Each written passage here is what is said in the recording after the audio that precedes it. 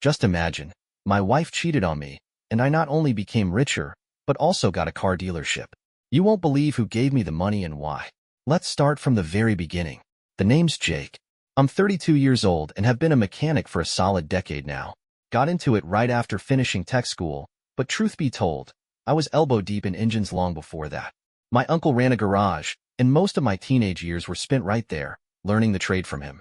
By the time I got my certifications, turning wrenches wasn't just a way to make a living. It was what I loved. These days, cars aren't just a bunch of metal and moving parts anymore. They're basically rolling computers, and if you don't keep up with the tech, you'll fall behind fast. It's honest work, pays the bills, and at the end of the day, I get to go home knowing I built or fixed something with my own two hands. And then there was Lauren. Well, let's just call her that. We met about 7 years ago when she walked into the shop needing a repair. Looking back, I should have seen the warning signs right then and there. She crossed her arms, giving me this serious look, and said, "This is a premium car. I don't want just anyone working on it." Like she was laying down the law or something. I wiped my hands on a rag, nodded, and told her, "Yeah, don't worry, we know how to handle premium." She still looked skeptical, but once I broke down the issue for her and explained exactly how we'd fix it, she finally smiled. And man, that smile. It was enough to make me forget how uppity she'd been just moments before. Lauren worked in Dial-N-Etting, downtown. Always dressed sharp, carrying designer bags with names I couldn't even pronounce. At first, I couldn't wrap my head around why someone like her was even giving me the time of day. I'd come home covered in grease, and there she was, looking like she stepped straight out of a high-end fashion catalog. But she seemed interested in what I did, asked questions about cars, even started bringing me lunch at the shop sometimes. The guys at work loved giving me hell over it. "How'd you manage to land someone like that?" they joke. One time, my coworker Mike smirked and asked, "She got a sister?" when Lauren dropped off a burger and fries for me. I just laughed. Nah man, just lucky, I guess. At least, that's what I thought at the time. Lauren used to tell me how much she admired my work ethic, how she loved that I followed my passion. That meant something to me. So, when we hit the 2-year Dylan, I popped the question. We had a nice wedding, not over the top, but decent. Her parents covered most of the expenses, though I chipped in what I could. Her dad was this big-shot real estate developer, and while he acted like he respected me, I always had the feeling he was sizing me up. He even co-signed the loan for our house, though I never took a dime from him. See, I'd been saving for years, living in a tiny apartment, stashing away every extra dollar from side gigs. When I finally got the place, a 3-bedroom, 2-bath house with a decent yard in a good neighborhood, I was damn proud. I'd worked my ass off for it. At first, Lauren seemed excited about fixing it up together, making it our own. But then the little comments started. One day, she had some coworkers over, and while I was grabbing beers from the fridge, I overheard her in the living room. "We're planning to move to a better neighborhood soon," she said, real casual, like it was already decided. "This is just our starter home." I stood there for a second, letting that sink in. My stomach tightened. That house, the one I'd worked and saved for, wasn't good enough for her.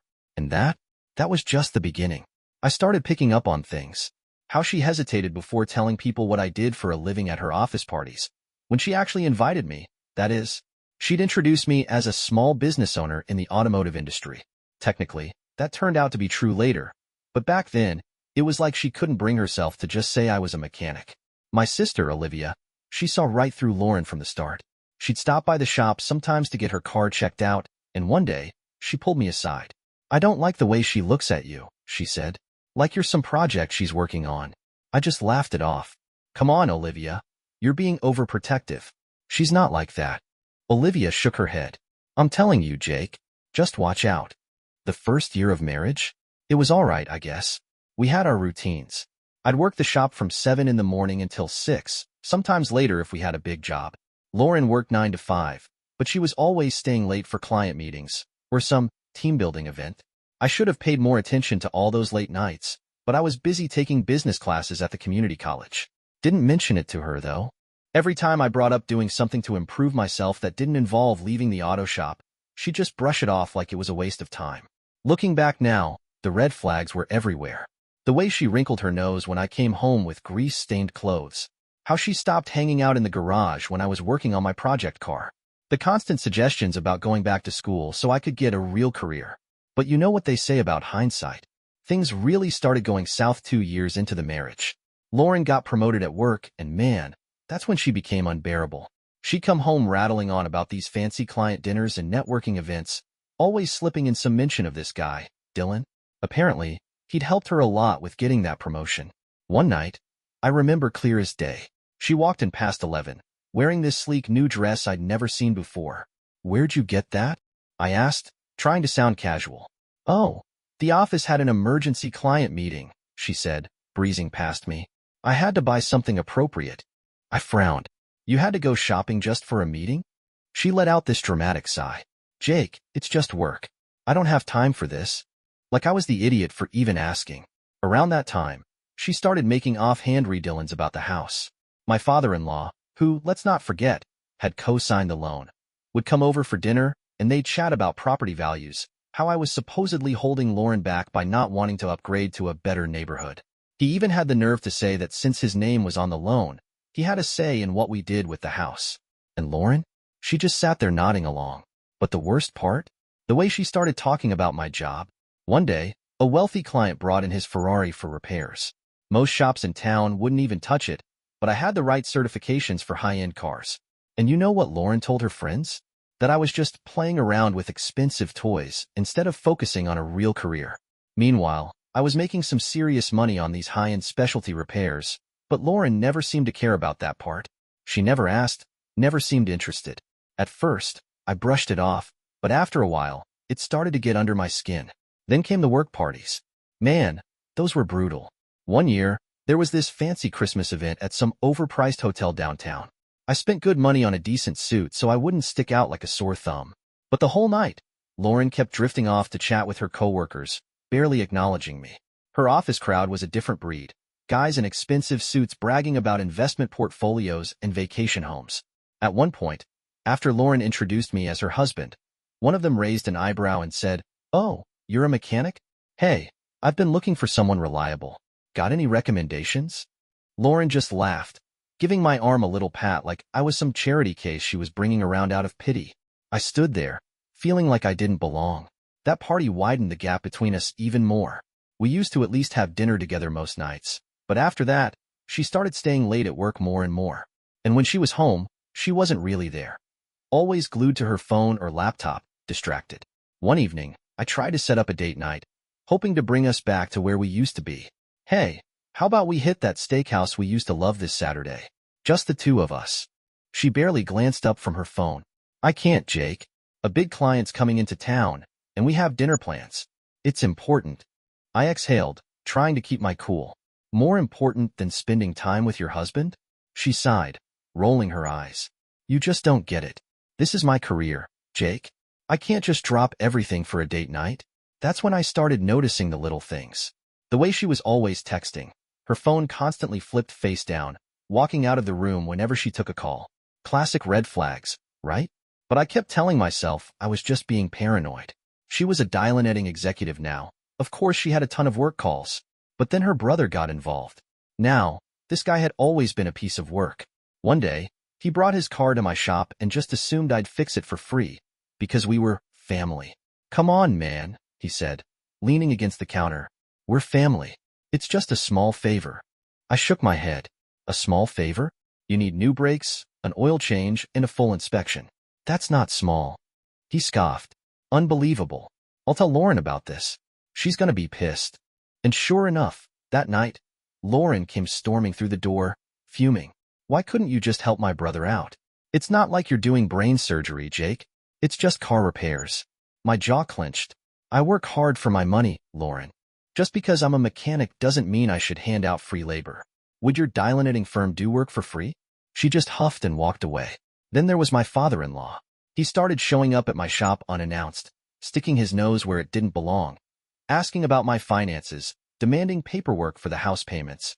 "You know, Jake," he said one afternoon, tapping his fingers on my desk, "I co-signed that loan. I need to make sure my investment is secure." I leaned back in my chair, crossing my arms. "I've never missed a payment, and I never will. My finances aren't your business." His eyes narrowed. "As long as my name is on that paperwork, it is my business." By then, I was working late most nights, partly to avoid coming home to another argument about how I lacked ambition, and partly because I was still taking business classes at the community college. Lauren never asked why I was home late. She probably assumed I was just working overtime at the shop. She'd make these snide little redillings about how I chose Greece over her. Then came the breaking point. One summer, her company threw this big party at a fancy rooftop bar, and Lauren insisted I go. "It'll make up for you missing the last few office events," she said. Funny thing was, I hadn't missed a single one. She just told people I wasn't there. I walked in, scanning the room, and there she was, standing way too close to some tall guy in a designer suit. The way they jumped apart when they saw me? Yeah, that told me everything I needed to know. Later that night, I confronted her. "Who was that guy? Dylan, right? You two looked real cozy." She rolled her eyes. "Oh, don't start, Jake. He's just a coworker. We were talking about work." I shook my head.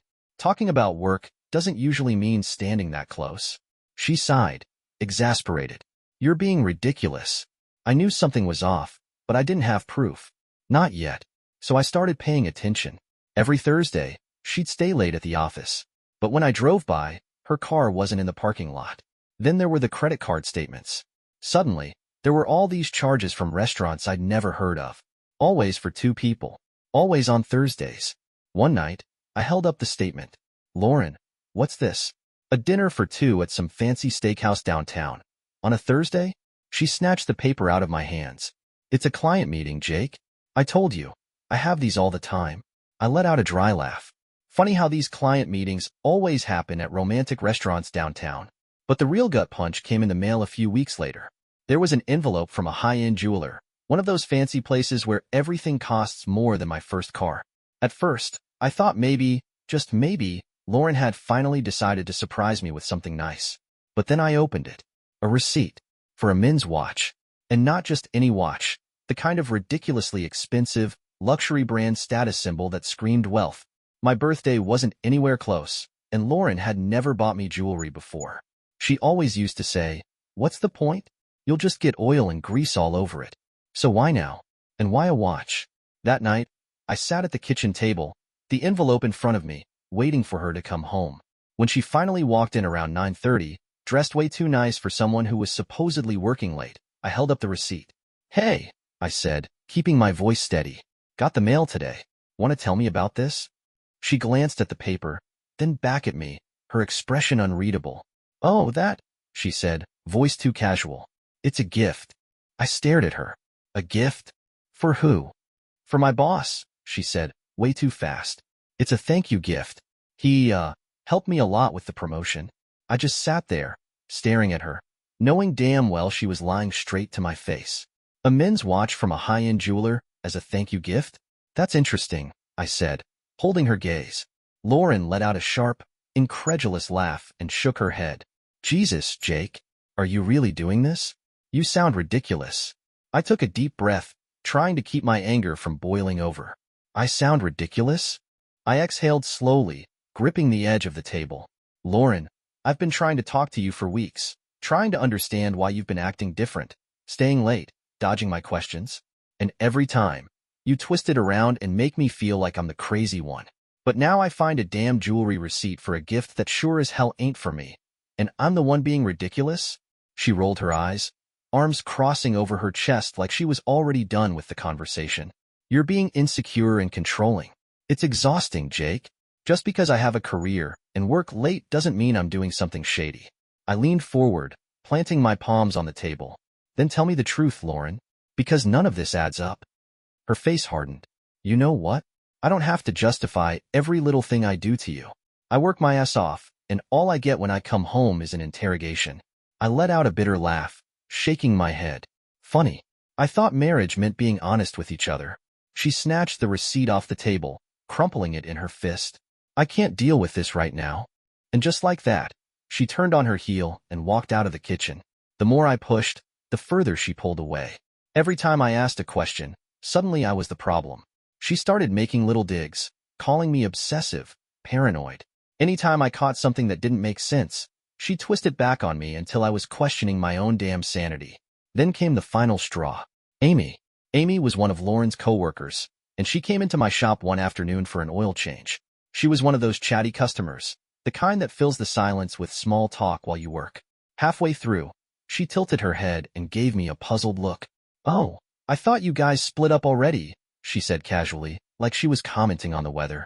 I froze, tightening my grip on the wrench. "Excuse me?" She blinked, like she'd just realized she'd stepped on a landmine. "Lauren, she told us you two were separated, that you weren't living together anymore." I set my tools down carefully, my heartbeat hammering in my ears. "She said that?" Amy's face paled. "Oh, I mean, I thought you knew?" I forced a tight smile. "No, Amy, I didn't know." She shifted uncomfortably. "Look, I don't want to get involved, but everyone in the office knows about her and Dylan." There it was. The truth. No more guessing, no more paranoia. Just cold, hard reality hitting me square in the chest. "Her and Dylan," I echoed, my voice hollow. Amy nodded slowly. "They go out for lunch all the time. Fancy places, you know? I mean, they're not exactly hiding it. Not hiding it." I felt like a goddamn idiot. Every night, I'd been coming home, cooking dinner, paying bills, thinking we were just in a rough patch. Meanwhile, she was out there telling people we were already done. That night, I sat in my truck outside our house, gripping the steering wheel so tight my knuckles turned white. I ran through every memory, every unanswered text, every late night. It all made sense now. But the worst part wasn't even the betrayal. It was how much effort she put into making me look like the clueless fool who never saw it coming. That's when I knew. I couldn't let her walk all over me. I wasn't going to just roll over and let her paint me as some dumb mechanic who never had a clue. I needed proof. I called up a buddy of mine, a cop, and told him everything. He didn't even hesitate. "All right, man. Let's get you some evidence." We set up a system, documenting dates, times, receipts. I started tracking her location, keeping records of every suspicious charge. And then one night, I found the final nail in the coffin. I was going through our credit card statements, matching them against my notes, when I saw it. Charges from a fancy hotel downtown. She told me it was for weekend dial-netting conferences, but I had the receipts to prove otherwise. That night, I sat across from Lauren at the kitchen table, my hands gripping the edge just enough to keep from shaking. She barely looked up from her phone, scrolling through whatever was apparently more important than our marriage. "Hey, Lauren," I said, keeping my voice level. "I noticed something weird with our joint savings account today." She let out a small sigh, finally setting her phone down, her expression carefully neutral. "Oh, what do you mean?" "I mean, there's barely anything left in it." I leaned forward slightly. "Looks like someone made a pretty big transfer." She tilted her head, giving me that slow, patronizing smile that made my blood pressure spike. "Jake, I told you. I was investing in my future." "Investing," I repeated with a dry laugh. "That's what you're calling it?" "Because from where I'm sitting, it looks a hell of a lot like you just drained our savings without even telling me." She shrugged, as if we were discussing what to have for dinner. Like it wasn't our future we were talking about. "I make more money, Jake. It only makes sense that I take control of our finances." I clenched my jaw. "I contribute to that account too. I have just as much say in what happens to it." She waved a dismissive hand. "Oh, come on. It's not like I took everything. There's still enough for the bills. Don't be dramatic." I let out a bitter laugh. "Dramatic? Lauren, you didn't just take money. You took our future." Her phone buzzed, and she barely even hesitated before glancing at it. Then, just like that, she stood up, already done with the conversation. "I don't have time for this right now. We can talk about it later, okay?" She grabbed her purse and was out the door before I could get another word in. Later never came. Meeting with the lawyer was like stepping into a world where, for once, I wasn't the one being played. He flipped through the stack of evidence I'd gathered, credit card statements, location logs, hotel receipts, nodding in approval as he read through them. When my lawyer got to the screenshots of the messages between Lauren and Dylan, his mouth twisted into something that almost looked like satisfaction. "This is good," he said, setting the papers down. "You've already done most of the work. Given the state laws, we can make sure this plays out in your favor. But listen, Jake, until we're ready to file, you need to keep everything business as usual. Act normal." I leaned back in my chair, rubbing a hand over my face. "You're telling me I have to sit across from her at dinner, knowing she's with him? That I have to pretend I don't know she's already planning a life without me?" "Exactly." His voice was firm. "If she gets even a whiff that you're onto her, she'll start hiding assets, spinning the story in her favor. Right now, she thinks she's in control. Use that." So I did. For 2 weeks, I played the role of the oblivious husband. Every morning, I kissed Lauren goodbye as she left for work, acting like I didn't notice how fast she grabbed her phone when she thought I wasn't looking. Every night, I let her lie straight to my face about client meetings, while I silently counted down the days until I could walk away from this disaster with my dignity intact. Then came the dinner with her parents. We were at their place, sitting around their oversized dining table, eating a meal that tasted like cardboard because I could barely focus on anything other than keeping my expression neutral. Lauren's father, always the businessman, took a sip of his whiskey, cleared his throat, and leaned forward. "Jake, we've been talking, and we think it'd be best if you signed over part of the house to Lauren," he said, his voice calm, measured. Like this was just another business deal. I set my fork down slowly, my stomach turning to ice. And what exactly would be the reason for that?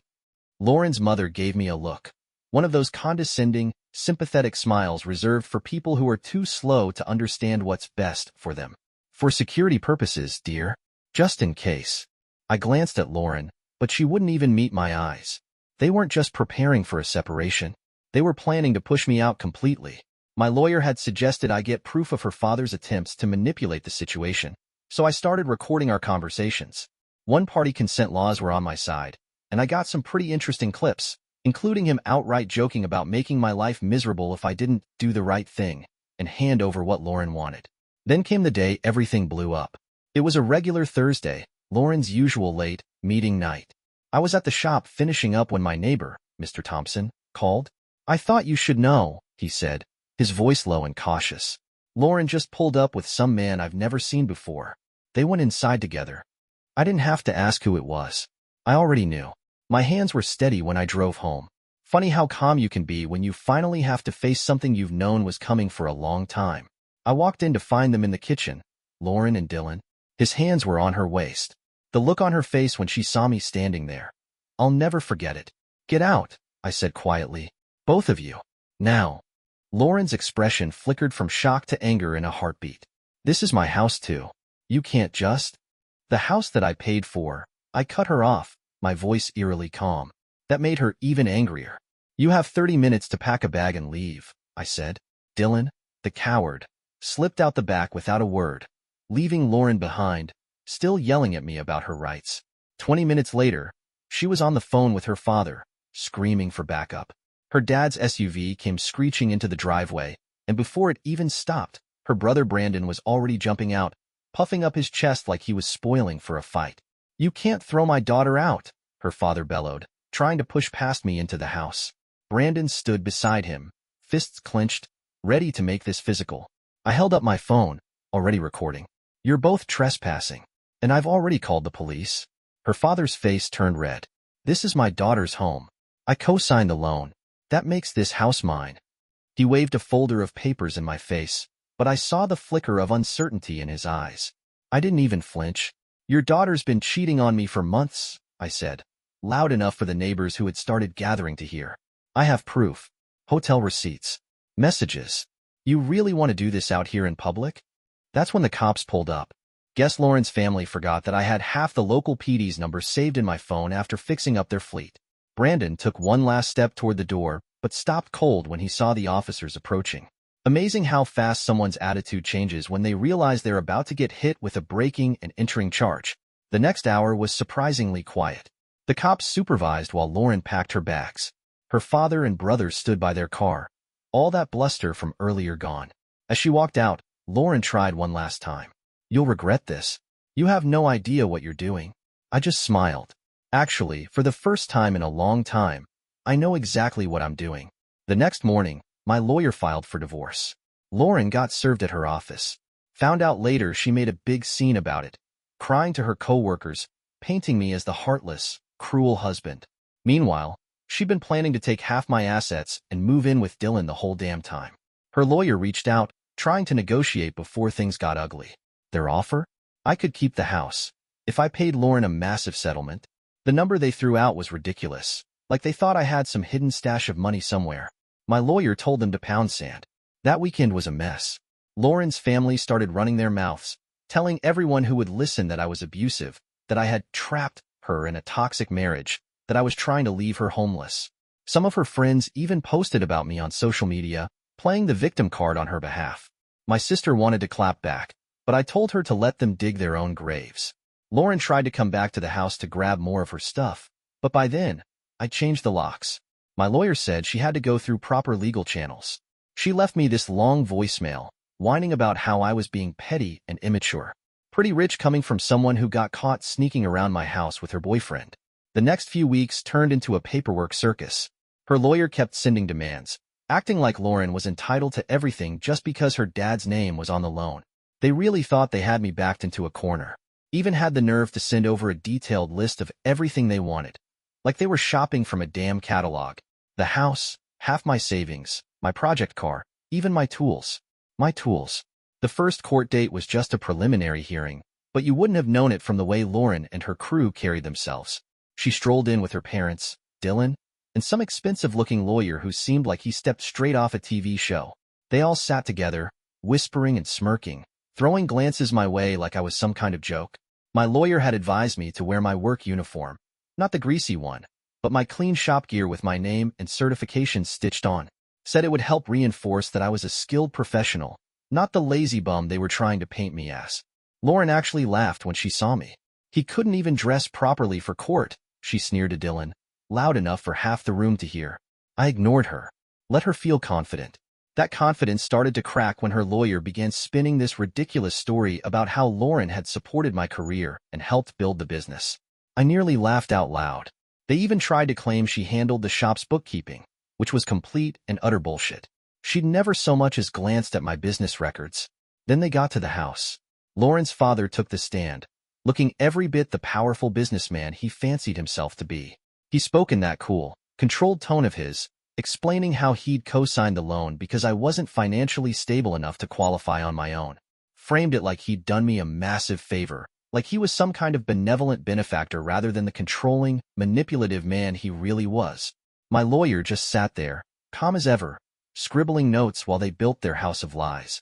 Then came Dylan. He tried to play it off like he was just a good friend helping Lauren through a difficult time. I could practically feel the entire courtroom picking up on the rage simmering beneath my skin. That's when my lawyer, still completely composed, pulled out a thick folder and placed it on the table. With deliberate care, he flipped it open so the judge could see. Your Honor, he said smoothly, here are copies of text messages between Lauren and Dylan detailing their affair. Additionally, we have hotel receipts and time-stamped photos of them together on nights when Lauren had claimed she was attending work conferences. The entire courtroom shifted. Lauren's mom gasped, clutching at her pearls like she was a character in a bad soap opera. Her father's jaw locked tight, his face turning an angry shade of red. For the first time that day, Lauren looked nervous. Dylan, though? That smug bastard just smirked. And then, just when I thought the day couldn't get any more ridiculous, Lauren's mom stood up and decided to put on a show. My daughter deserves a better life than being a mechanic's wife, she declared, voice trembling with self-righteous fury. Jake has held her back from her true potential. If he had just signed the prenup we wanted, none of this would be happening. I couldn't help it. I laughed. Right, I said, shaking my head. Because I'm the one who ruined this marriage. Lauren spun toward me, glaring. You never supported my dreams. Your dreams? I scoffed. Lauren, you were cheating on me while I was busting my ass to build a future for us. You weren't exactly out changing the world. She huffed, arms crossed, sulking like a child caught in a lie. Meanwhile, Dylan, still lounging in his seat like he owned the place, had the audacity to submit paperwork showing his salary and bonuses, as if that somehow proved he was the better man. My lawyer barely even looked at it, just took the papers and added them to our growing stack of evidence, cool as ever. They had no idea what was coming. During the break, I stepped outside for some air. That's when I overheard something that nearly made me see red. Dylan and Lauren's brother, Brandon, were leaning against her dad's SUV, chatting like they were picking out new furniture. I'm thinking we tear out that old garage workshop and make it a gym, Dylan said, stretching his arms like he was already picturing himself in there. Gotta have a place to keep in shape. Brandon nodded. Yeah, and Dad's already getting quotes for some remodeling inside. We should knock out that ugly kitchen wall. Open concept, you know? I took a slow, steady breath, forcing myself to stay calm. They were planning renovations on my house like they already owned it. As if that wasn't enough, Lauren's lawyer later tried to argue that she had partial ownership of my tools. Lauren helped select these tools for the business, her lawyer claimed, voice full of feigned confidence. My lawyer, barely hiding his amusement, leaned forward. Oh? Then perhaps she can name one specific tool she helped pick out? Lauren faltered. Well, I mean, I didn't pick them, but I supported the tool buying process. The judge raised an eyebrow. Then they really went for it, twisting my night classes into an accusation. They claimed that I had neglected the marriage by taking classes instead of spending time with Lauren. Conveniently left out the part where she was spending those nights wrapped around Dylan. By the end of the day, Lauren's lawyer laid out their demands. We request that the house be signed over to Lauren, he announced smoothly. Her father co-signed the loan, making it partially his. Additionally, she is entitled to half of Mr. Miller's business assets. I almost laughed. Half my business assets. And, the lawyer continued, flipping through his notes, we request possession of the project car, as Mrs. Miller has endured years of it taking up valuable space in the garage. She deserves proper compensation. I clenched my jaw so hard my teeth ached. Endured. That car was my pride and joy. The one thing I worked on when I needed to clear my head. And now they wanted to take that, too? The judge set another court date for the following week. As I was walking out of the building, Lauren's father tried to corner me in the parking lot. Look, Jake, let's be reasonable here, he said, voice low and slick. We can make this all go away if you just sign over what we're asking. No need to drag this out. Before I could even respond, my lawyer, who had been standing beside me the whole time, casually lifted his phone. You're being recorded, he said flatly. Lauren's dad went stiff, then forced out a fake chuckle. Just trying to settle things amicably. I shook my head and walked away. The week leading up to the next court date was hell. I barely slept, the stress eating away at me. Every night, I found myself down in my workshop, running my hands over my tools, wondering if I was about to lose everything I'd worked so damn hard for. My family tried to keep my spirits up, but they could see the weight pressing down on me. But what Lauren and her family didn't realize was this. Every lie they told, every smear they spread, every underhanded move they pulled, it only made me more determined to see this through to the end. By the time the second court date rolled around, I felt like I was stepping into the ring for the fight of my life. My hands clenched at my sides as I walked into that courtroom, my lawyer giving me a reassuring nod. Across the aisle, Lauren and her entourage sat there, smug, like they had already won. Then her team started parading their witnesses up one by one. First up, some so-called expert who miraculously inflated my shop's value, despite never having stepped foot inside it. Dylan took the stand, playing the victim, talking about how difficult it had been for Lauren to be married to someone like me. Made it sound like my blue-collar status was some kind of burden she nobly endured. Then her dad stepped up, spinning his own version of the past, acting like he had saved us financially, like I owed him everything. I sat there, watching them pile on lie after lie, but my lawyer just took notes, completely calm. They had no clue what was coming. Then it was our turn. My lawyer stood up, buttoned his jacket, and called our first witness, my old boss. Lauren's side barely reacted, probably expecting him to vouch for my work ethic. Instead, he pulled out a contract. As you can see, Your Honor, my lawyer said, holding up the document, when Mr. Henderson here retired, he didn't just hire a manager. He sold the entire business to Jake Miller. Silence. Then, a ripple of murmurs through the courtroom. Lauren's side looked like they'd been hit with a brick. Dylan's smug grin vanished. Lauren's dad, who had spent the entire hearing whispering instructions to her lawyer, stopped mid-sentence. And Lauren? She went completely pale. My lawyer continued, laying it all out. For the past 6 months, Mr. Miller has been the sole owner of the shop, though he continued working regular shifts because he enjoys the work. He's been preparing for ownership for 2 years, taking business courses, securing financing without co-signers. Here, Your Honor, are the financial records, along with proof of Mr. Miller's independent loan approval.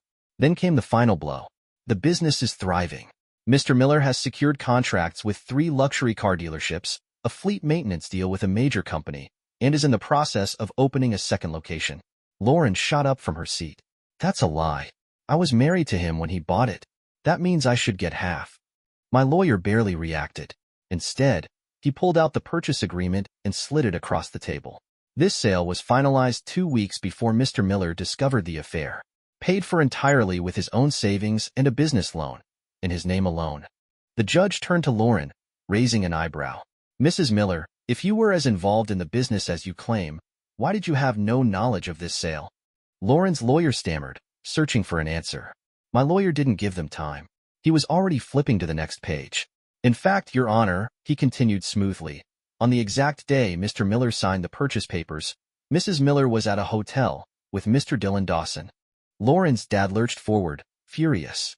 What about the house? I co-signed the loan. He wouldn't even have it without me. My lawyer didn't even blink. Actually, Mr. Miller refinanced the house 2 months ago, alone. His business income made that possible. Lauren's dad's face turned red. During the break, chaos erupted in the hallway. Lauren's voice rang through the building.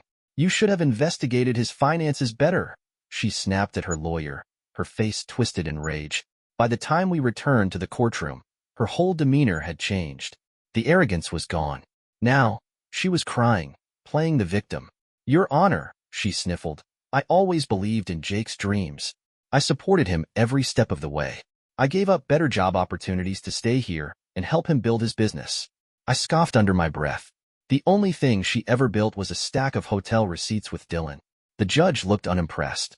Go on. Her lawyer jumped in, desperate to salvage something. Your Honor, emotional support is often overlooked in cases like this, he argued. My client's encouragement and sacrifices directly contributed to the growth of Jake's business. Given this, we request that she receive a fair percentage of the shop's value as compensation. My lawyer was ready. With all due respect, Your Honor, he said, handing a USB to the bailiff, Exhibit C. Then, Lauren's own voice filled the courtroom. Ugh, I hate the smell of his shop. I swear. I come home and still feel covered in grease. The recording continued. Dylan, you don't understand. It's embarrassing. He's just a grease monkey. When I think about what my life could have been, well, let's just say I settled. Silence. Lauren's fake tears dried up real quick. Her face froze in horror. Dylan, who had been sitting quietly up until now, suddenly found something very interesting about the floor. The judge rubbed his temples. Mrs. Miller, is this your voice? Lauren shifted uncomfortably. I was just venting. The judge raised a hand. I've heard enough. Then came the final blow. A new lawyer walked in, whispered something to Dylan. Dylan straightened up. Your Honor, the man announced, my client, Mr. Dawson, wishes to distance himself from any financial discussions. Dead silence. Lauren turned to Dylan, stunned. What? She whispered. Dylan didn't even look at her. It's best if we just leave it alone. Her face twisted in rage. You said you'd take care of me. Dylan finally met her eyes, cold, calculating. That was before I found out you weren't getting anything. Lauren sat there, speechless. I leaned back, arms crossed, enjoying the best entertainment I'd had in years. The judge sighed. Let's wrap this up. Final ruling? Lauren got nothing from the business. No stake, no payout. And the house? Mine. Free and clear. Turns out refinancing was the best decision I ever made. Lauren walked away with her car, since it was in her name anyway, and a small amount of support for 3 months to help her transition. That was it. No big payday, no luxury lifestyle, no dream home makeover. She lost it. This isn't fair, she shrieked, her carefully constructed image of the supportive wife crumbling in front of everyone. I wasted years with him. The judge didn't even flinch. Mrs. Miller, if you don't compose yourself, I will hold you in contempt. Her mother practically had to drag her out of the courtroom while her father stood frozen, his face red with barely contained rage. The second the doors shut behind them, he turned to his lawyer, his voice a low hiss. You should have hired a private investigator. How the hell did you miss this? My lawyer, still recording, just shot me a knowing look. Might come in handy later, he murmured. And just like that, it was over. The aftermath? Even better than I could have hoped. Lauren's dad tried to spread rumors about me in the business community, thinking he could tank my reputation. But that backfired spectacularly. Turns out, most of the shop owners already knew I had bought my place. We worked together in the local business association, and when they caught wind of what Lauren's dad had pulled, they started sending their luxury clients my way, just to rub it in. Word spread fast. People liked the fact that I was an owner who still worked on cars himself. My shop's reputation skyrocketed, and with it, a steady stream of high-end clients. They didn't want some businessman running a garage from behind a desk. They wanted a real mechanic who actually knew his trade. And then there was Dylan. He thought he had gotten away scot-free, disappearing the moment he realized Lauren wasn't getting any money. But karma? It never forgets. Turns out, his company had strict policies about workplace relationships. And someone, definitely not me, sent their HR department the court documents proving he had been involved with Lauren while she was still married. The fallout was glorious. Dylan got demoted and shipped off to some tiny branch 3 states away. No corner office, no cushy setup, just a sad little desk in a place where nobody gave a damn about him. And Lauren? She didn't fare much better. She clung to her job at first, but her reputation was in tatters. That big client she and Dylan had been managing? They specifically requested a new team after the scandal broke. Word spread, and pretty soon, she was nothing more than a running joke at the office. Eventually, she quit, and in a last-ditch effort, she tried suing her company for creating a hostile work environment. That went nowhere fast. Meanwhile, my shop was booming. I finally opened the second location I had been planning for months, hired a solid team of mechanics, guys who actually appreciated the work and took pride in what they did. And Lauren's dad? The same man who tried to take everything from me? He had the audacity to go around telling people he had mentored me, that he had played some huge role in my success. Nobody bought it. The local business owners had seen the court documents where he tried to steal my house. His reputation tanked, and suddenly, people weren't so eager to work with him. I heard from a few shop owners that he had to beg for contracts he used to get effortlessly. And the house? The one Lauren fought so hard to take from me? Yeah, I just finished renovating it. Added a brand new garage, twice the size of the old one. It's everything I ever wanted. Sometimes, I catch Lauren driving by. She slows down just enough to stare, probably thinking about all the plans she had for the place. Guess reality finally caught up to her. Her brother? Still refuses to bring his car to my shop. Instead, he pays way more for shoddy work elsewhere. I heard he even had to replace an entire transmission after getting scammed by a shady mechanic. Could have just come to me, but pride's a funny thing. Then, last month, I got an email from Lauren. Long, drawn out, full of regret. She wrote about how she never meant to hurt me, how she wished she had done things differently. Said she had realized Dylan wasn't the man she thought he was, especially after he took that transfer without even telling her. She wanted to talk. I never responded. My sister Ginny keeps telling me I should write a book about all this. But honestly, I'm too busy living my life, running my shops, doing what I love. The best revenge isn't petty, it's success. I could wear a suit every day if I wanted to, but I don't see the point. I still wear my work uniform most days, right there in the shop with my guys, getting my hands dirty. And people respect that. Just last week, we landed another huge contract. The clients came by to sign the papers while I was under a car, doing an inspection. They actually liked that I was hands-on. Said it set me apart from all the other shop owners who just sit behind a desk. Funny thing? Some of Lauren's old friends, the same ones who used to mock my job, now bring their cars to my shop. They act like they never said a bad word about me, try to play nice, maybe hoping for special treatment. I just smile and treat them like any other customer. No need for revenge when success speaks for itself. And no, before anyone asks, I'm still single. And no, I'm not looking. Too busy enjoying my drama-free life and growing my business. Dear listeners, please share your thoughts in the comments. And don't forget to subscribe to our channel. See you soon.